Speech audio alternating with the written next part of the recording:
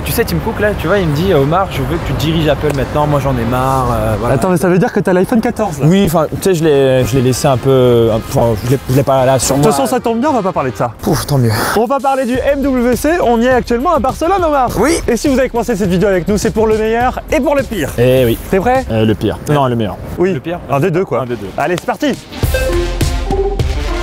Là, on va pas se mentir, pour moi, c'était mon petit coup de cœur. En gros, c'était une table interactive qui s'appelait Scape Seamless. Et en gros, je dis table, mais en fait, ils ont pris un écran QLED de Samsung, 65 pouces, et ils l'ont mis sur une table. Donc 4K en plus. 4K, donc en termes d'affichage, on est hyper bien. En gros, ce qu'il faut savoir, c'est que la surface était complètement tactile et en verre. Donc Ouais. au toucher, c'était très agréable. Ouais, et ultra réactif en fait. Surtout, on pouvait, tout le monde, enfin franchement, toutes les personnes autour de la table pouvaient vraiment taper en même temps dessus, et la table réagissait vraiment. Alors je dis juste comme ça peut faire juste déco et tout, mais en fait non. Il y a vraiment des usages concrets à ce truc. En l'occurrence ici, si on mettait notre smartphone sur la table, on pouvait retrouver une interface autour du smartphone. Par exemple, sortir un PDF du smartphone et l'envoyer à un autre smartphone qui était posé sur la table. On avait posé deux smartphones et on s'amusait. On pouvait consulter le PDF, le grossir sur la table, le bouger, en mettre d'autres, voir et tout. Et on met, oh, celui-là il m'intéresse, attends, je te l'envoie. Bam. Et on l'envoie comme ça sur téléphone. Ça, c'était quand même assez cool. Un peu futuriste, tu vois. Il y avait le côté un peu future tech, on est en 2040 et voilà, un peu avatar, quoi. Ouais, grave chouette. Et il y avait plein d'autres usages aussi parce qu'il y a des objets qui ont été pensés aussi pour interagir avec cette table. Le petit cercle en verre. Ça, c'était la démo ici. Du coup, c'était un cercle, un disque en fait en verre, ouais, c'était ça, ouais. ça. Et il fallait juste le poser sur la table et le faire tourner comme ça dans un sens ou de l'autre. Et en fait, ça zoomait ou dézoomait sur une carte de Barcelone. Exactement. Alors là, c'est parce qu'on est à Barcelone forcément et tout, mais ça peut servir dans un showroom de voiture par exemple pour voir les détails de la voiture, dans un musée pour voir les détails d'une peinture qui est un peu trop loin parce qu'on n'a pas le droit de s'en approcher, des choses comme ça. Et en gros, l'idée c'est ils vont vendre ça à des entreprises, leur laisser vraiment un kit de développement ultra libre, vraiment que des protocoles libres, faciles d'accès, et chaque entreprise va pouvoir avoir son usage particulier du truc. Avec eux, ils ont un support, hein. Ils te disent, vous avez besoin de notre aide pour le développement, on est là pour vous, on vous aide. En même temps, vu le prix de la table, j'ai envie de te dire, vaut mieux qu'il soit derrière à assurer la maintenance. Hein, Là, parce que... Pour celle-là, c'était du 38 000 €. Donc Exactement. c'est pas ce que vous allez acheter comme ça tout de suite dans votre salon. Non. Et puis pour ceux qui se demandent un peu comment ça fonctionne, pour vous dire, ça fonctionne avec un ordinateur à part. Ouais. L'ordinateur n'est pas dedans, il n'y a rien d'intelligent, il y a quand même un software qui fait tourner la surface tactile et les reconnaissances d'objets. Ouais. Par contre, il faut un ordinateur Windows qui soit connecté via un câble en dehors de la table. Alors là, pour la suite, Omar, on va parler de ceux qui ont certainement le plus de fric sur ce salon. Ouais, on le voit. Hein. Ah oui, c'est Samsung. Alors là, Ouais. ils sont revenus en force avec une annonce, le Galaxy Book 2 Pro. Oui, en fait, il y a plusieurs ordinateurs Samsung qui ont été annoncés. Et en fait, finalement, ce qu'on va surtout retenir dans ces annonces, en fait, c'est que ça va arriver en France. Enfin, le retour des ordinateurs Ça Samsung. faisait 8 ans 8 qu'ils ans. n'avaient rien sorti en France. 8 ans. Ouais. Et mine de rien, c'est quand même un choix assez logique parce qu'en France, on a quoi? On a déjà, je vais vous montrer sur la pub. Hein. On a le téléphone, on a la tablette, on a la montre, on a les écouteurs et on n'avait pas le PC. Fallait que ça vienne. Et évidemment, il fallait que ça vienne et du coup, ça se voit que c'est enfin une vraie attaque de Samsung sur ce domaine-là face à Apple. Apple qui a déjà tous ses produits dans cet écosystème qui est bien géré, bien connecté. Ici, Samsung veut faire la même chose avec sa galaxie d'appareils. Je la fais tout le temps, quand je parle de l'écosystème. En tout cas, l'appareil il est plutôt sexy, il y a des belles promesses. L'autonomie, 29 heures, c'est ça que je retiens le plus. Ouais, annoncé sur la lecture vidéo. Hein. Ouais, sur la lecture vidéo. En usage mix, ce sera plutôt du 12 heures. Voilà, mais 29 heures en vidéo, c'est absolument énorme. Ensuite, il y a une version qui peut se tourner à 360, donc pour avoir un format compatible tablette, donc compatible S Pen, etc. Donc, et en plus de ça, il y a un écran OLED. Ouais. Donc là, pour ça, c'est pas mal. Écran OLED, Intel Core de 12e génération avec du i5, du i7, hein, ça c'est pas mal. Et comme on le disait, une forte intégration entre tous ces appareils de Samsung. L'ordinateur, il n'est pas fait pour être utilisé juste à côté, il est fait pour être utilisé avec tous vos appareils Samsung. Donc si vous avez un Galaxy S, c'est clairement fait pour vous séduire. Ouais, clairement. En plus de ça, quand je l'ai pris en main, il y avait une sensation de légèreté. L'ordinateur, il pèse seulement 820 grammes, quelque chose comme ça. Il est épais de 1 cm. Enfin, le truc, c'est vraiment hyper fin, hyper agréable. On n'est pas loin du MacBook Air d'Apple, en fait. Ouais, mais vraiment, encore une fois, c'est une attaque frontale à Apple et ça va être chouette à observer cette concurrence. En tout cas, ce qui est sûr, c'est qu'on a hâte de les tester pour vous donner nos retours parce que le produit est prometteur. Ouais, et puis c'est Samsung, on connaît la qualité de leur smartphone, on a envie de découvrir la qualité de leur PC. On a envie, quoi. Voilà. Mais il fait presque nuit, hein, d'un coup. En même temps, t'as vu le temps qu'on a passé chez Huawei, le stand est immense. C'est vrai, ils avaient beaucoup de choses à présenter en même temps, mais pas du smartphone. ils les ont exposé leur smartphone, mais c'était pas eux la star du show. Clairement pas. Ce qui est intéressant, c'est la stratégie de Huawei. Justement, ils veulent se diversifier et sortir un petit peu des problèmes qu'ils ont avec Android. Oui, c'est ça, parce que du coup, les smartphones de Huawei en Europe ne peuvent plus utiliser le service Google. Du coup, pour les vendre, un peu compliqué. Alors, paf, on se tourne vers un marché un peu plus porteur pour eux, où ils font de bons produits en plus. Hein. Bah, ça a l'air. La bureautique, et du coup, là, il y a eu plein de PC annoncés, enfin, en plus des PC de toutes sortes, quoi. On a eu le Mate X-Station, qui est un PC tout en un. En gros, c'est un iMac. Il a envoyé, hein, c'était une belle bête. Ah, magnifique design. Ouais, Windows 11, écran tactile, vraiment, ça avait l'air surpuissant. Bref, on avait un MatePad E aussi. Alors, tablette, PC, on ne sait pas trop. En fait, c'était surtout un PC convertible hein, qu'on peut utiliser en tablette. C'était un PC extrêmement compact et qui était plutôt excitant. Hein. Moi, le truc qui m'a plu, c'est la liseuse. Non seulement, enfin c'est une tablette en fait, avec un écran e-ink. E-ink, c'est l'écran qu'on retrouve sur nos liseuses, hein. Les Kobo, les Kindle. C'est un écran qui permet de reposer les yeux et qui se rafraîchit presque pas en fait. Vous connaissez les 120 Hz, le e-ink c'est tout le contraire. C'est 2 Hz. Et ça consomme presque rien quand ce n'est pas utilisé, donc c'est hyper pratique pour la batterie. Et bah, ça permet un confort des yeux. Exactement, en plus de ça, il y a un stylet. On a vraiment, pour le coup, le système d'écriture au stylet est très performant. On a vraiment l'impression d'écrire comme sur une feuille de papier, donc la sensation est très agréable. Donc c'est prometteur, peut-être. On peut installer des applications, on peut l'utiliser comme liseuse.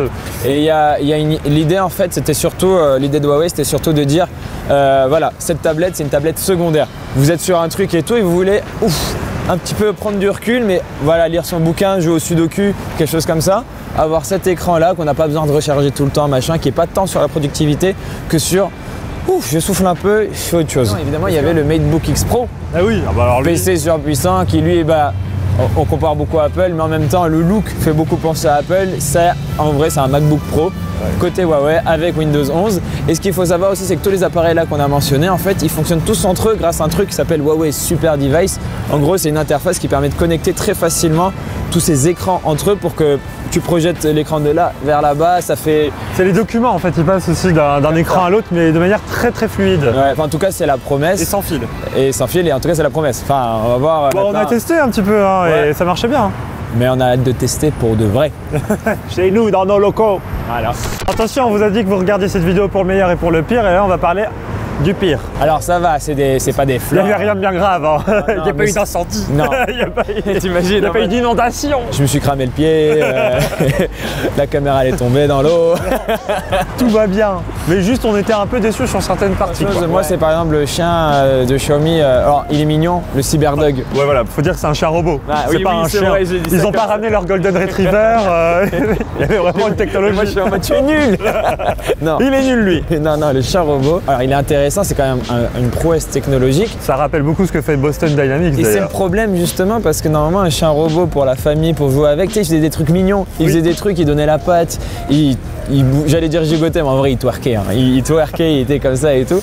Et donc il faisait des choses, on va dire rigolotes, il sautillait sur place, mais il ressemble aux chiens de Boston Dynamics, des chiens robots Boston Dynamics qui ont été faits à la base pour l'armée. Oui, donc forcément, c'est très militaire. Oui, c'est très militaire. Et du coup, le leader du Cyberdog, t'es en mode c'est un enfant qui doit jouer avec. De Aibo de Sony, je sais pas si tu te souviens. C'était Aibo avait fait un chien très mignon, un chien robot encore, il faut que je précise, un chien robot très mignon. Exactement. Et là non, ils sont allés sur un design très industriel, agressif, un petit peu, sans tête en fait. C'est surtout ça en fait qu'il faut retenir.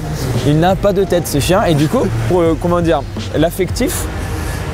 C'est difficile. Bon, et surtout, on a l'impression qu'il servait un peu à rien parce que dans le stand d'à côté, il y avait Boston Dynamics qui montrait son robot et lui, pour le coup, il avait des usages. Il montait les escaliers, il allait chercher des objets, des choses comme ça. Enfin, il ouvrait les portes. En fait, il est fait pour porter notamment des objets lourds pour l'armée. Là, Xiaomi, on le voyait juste donner la patte, faire le beau. Et ils ont pas donné plus d'éléments à la presse pour dire ça va servir à quelque chose. C'est purement de l'amusement, mais du coup, si c'est purement de l'amusement, fais comme Sony à l'époque, fais-moi un chien mignon. Voilà, qu'on puisse le kiffer un peu. Bref. Qui ait des expressions, je ne sais pas, des yeux. Ça reste une prouesse et c'est pas ça qui va gâcher la fête, quoi. Non, il y avait autre chose pour gâcher la fête, le métaverse. Ah oui, ça, de toute façon, ça on y... Oui. Moi, le métaverse, j'entends parler de ça depuis des mois. On me dit, c'est le futur, tu vas voir, on sera vieux, on comprendra rien à ce que c'est parce que tous les jeunes seront dedans. Si c'est ça le métaverse, non merci, ça ne donne pas envie du tout. En réalité, je pense que le mot Metaverse, c'est un peu un buzzword, ça fait beaucoup vendre. Et du coup, toutes les entreprises ont voulu le mettre à leur sauce, quoi. Alors qu'en soi, qu'est-ce que c'est? C'est de la réalité virtuelle. Et donc on met juste un casque et on vit des expériences en réalité virtuelle, quelque chose qui finalement n'est pas très nouveau. Non, parce que bon, il y a Oculus qui le faisait avec Facebook, il y a HTC qui avait son HTC Vive, enfin, ça date d'il y a longtemps ces technologies. Et c'est depuis que Mark Zuckerberg a transformé Facebook en méta et qui a parlé de métaverse en disant voilà, moi je vais insister à fond dessus, on va créer tout un tas d'écosystèmes et d'expériences autour de ça, que plein d'entreprises maintenant essaient de se dire imagine ça prend. Eh ben, on est prêt et tout, mais c'est vrai. On a appelé ça Metaverse. C'est un petit peu ce côté, ouais, comme tu dis, buzzword, alors que pour l'instant, on voit pas trop les usages qu'il y a de nouveaux. Donc, est-ce que tu as vu, toi, c'était quoi par exemple? Alors, c'est simple. Déjà, il y avait une grande pancarte Metaverse, donc je cours pour voir. Qu'est-ce que je vois? Je vois un mec qui a un Oculus Quest 2. Alors, vraiment, le truc qui est sorti il y a un an. Voilà. Et le mec, il dansait comme ça. Et en fait, apparemment, il voyait une meuf en concert. Et du coup, je me suis dit, mais c'est ça le Metaverse? Le mec est en concert. Alors, apparemment, tu pouvais te connecter à plusieurs pods, chacun chez soi, au même concert, mais il n'y a rien de foufou quand même à ça. Il y a déjà des jeux multijoueurs en réalité virtuelle. Et l'autre usage du Metaverse, c'était dans un bras robot type Futuroscope là. Ouais. Et le bras robot baladait les gens. En fait, c'était un simulateur quoi. Pas d'attraction en fait. Voilà, et c'était une attraction. Et chose que Samsung faisait déjà de manière ponctuelle. Il y a 5 ans avec son S9, son S8. C'est un peu de la 4D quoi. On vit des sensations et des choses comme ça. C'est une attraction. Et il n'y avait rien qui donnait un seul prémisse de ce que peut être un truc futuriste, le réseau social du futur, le machin, le Après, peut-être est-ce qu'on s'attend pas au truc comme le film là, Ready Player One, est-ce que c'est pas ce qu'on attend nous et il y a nos attentes et la réalité et c'est peut-être pour ça qu'on est déçus. Mais j'ai l'impression qu'il y a globalement un renaming du mot réalité virtuelle en Metaverse. Un petit peu, c'est vrai. J'ai l'impression que c'est globalement ça l'histoire. En ONWC, c'est vrai que c'est un peu l'idée que ça nous a donné. Oui, il n'y avait pas le mot réalité virtuelle nulle part, hein. C'était vraiment Metaverse. Voilà. Donc on a changé le nom et on fait la même chose. Et enfin, c'est un peu blablaté de 5G et de 6G même au MWC. 6G, c'est juste plutôt pour dire, vous avez vu, on travaille dessus, on a commencé, mais ça c'est normal, hein, à chaque fois qu'un standard de communication est prêt à être utilisé, les opérateurs commencent à travailler sur le suivant. C'est plutôt logique. et sur la 5G, tu me disais aussi ne pas avoir eu l'étincelle quoi. Je ne sais pas, il nous parle de la 5G depuis je sais pas combien de temps. Des années et des années. On a plein de smartphones 5G. Apparemment, les objets connectés vont devenir 5G justement pour pouvoir mieux connecter. La 5G va beaucoup aider effectivement l'Internet des objets. Oui. Exactement. Là, excuse-moi, mais les objets 5G qu'on a vus au MWC, c'était un barman qui servait des verres apparemment connectés en 5G, mais il n'y avait pas besoin, hein, il pouvait être téléguidé par n'importe quoi. Il y avait une course de petites voitures qui tournaient là au milieu du stand Orange. Bref, mais il y a eu un truc qui m'a donné un petit peu d'espoir en cette 5G. La fameuse étincelle. Eh oui, la fameuse étincelle, mais non. C'est le drone 5G sous-marin de Orange. Alors c'est Orange qui l'avait présenté, CCE, je sais pas. Dans tous les cas, apparemment, tu pouvais le commander depuis l'extérieur. Alors qu'il est très profond sous la mer. Tu te dis c'est stylé. Ça c'est stylé, ça c'est machin. Et en fait, il se trouve que le sous-marin, il a un câble qui remonte jusqu'à la surface pour avoir une antenne qui là communique en 5G. Donc, je me suis dit, ah oui, d'accord, ça va pas jusqu'au bout du concept, c'est-à-dire le sous-marin. Après, c'est compréhensible, l'eau n'est. Enfin, en fait, je me suis dit, ils arrivent à faire passer la 5G à travers l'eau. Fort. Pas du tout, c'est en fait. Donc je sais pas, je me suis dit, est-ce qu'on ne savait pas le faire avant ça sans la 5G? Je pense que oui. C'est peut-être qu'il y a une difficulté aujourd'hui à démontrer des usages qui vont être forts et tout. Après bon, la 5G ça a quand même beaucoup d'avantages sur la portée, les débits et la latence. Et je remets pas ça en cause, c'est juste qu'au niveau des nouveautés qui ont été présentées, il n'y avait pas grand chose pour le grand public. Je comprends, non, moi, en tant que monsieur tout le monde, j'arrivais pour voir des objets connectés en 5G, me dire ah j'ai bien fait de me payer un abonnement 5G. Que dalle! Disons que c'était peut-être une démo vraiment pour les partenaires, mais pas pour le grand public. Voilà. Le grand public, finalement, on leur parle beaucoup de jeux vidéo sur la 5G. Et on n'en a peut-être pas beaucoup vu au MWC de trucs autour de ça. C'est vrai. Donc on croise les doigts pour que ça arrive parce que la techno est prometteuse, mais il y a très peu de cas d'usage en objets connectés. On croise les doigts. Merci Omar d'avoir fait cette journée avec moi. Ça m'a bien fait plaisir. Ça fait Plusieurs journées. Ah, là, oui. Pour pas vous mentir, ce tournage s'est un peu éparpillé sur tout le séjour. Hein. En tout cas, ce qui est sûr, c'est que là, on est tard le soir et qu'on va aller bientôt se coucher. Moi, la seule chose où je pourrais être un peu en mode, voilà, un petit peu en demi-teinte, c'est que ce salon, on voit bien que les constructeurs n'ont pas pleinement encore repris. Il y avait encore des hésitations juste avant le salon d'annoncer ou pas des choses à ce salon. Et du coup, c'est pas encore tout à fait ça, c'est pas encore l'ébullition qu'on connaît au MWC habituellement, mais c'est quand même, ça fait du bien et c'est de bon augure quand même. Les prochains devraient être quand même bien animés, bien rythmés. Et pour les amateurs de tech, ça va être bien chouette. Bref, j'espère que cette vidéo vous aura plu. Si jamais il y a des produits qui vous intéressent et qui vous interloquent, dites-le nous dans les commentaires. Ça nous intéresse de savoir ce qui vous plaît le plus. Dans tous les cas, nous, on se retrouve très régulièrement sur la chaîne YouTube de Frandroid. Mais pas que. Et sur Twitch, et sur Insta, et sur TikTok, et sur Snapchat. D'ailleurs, sur nos réseaux, Arnaud, il a fait pas mal de vidéos aussi. Hein, on s'est pas arrêté. Regardez tout ça. C'est sympa, c'est fun. Et nous, on est fatigués. Ah bye. Et à bientôt sur Frandroid. Tu fais tout le temps ça? Oui, c'est mon catchline. Je suis sûr que personne n'avait remarqué.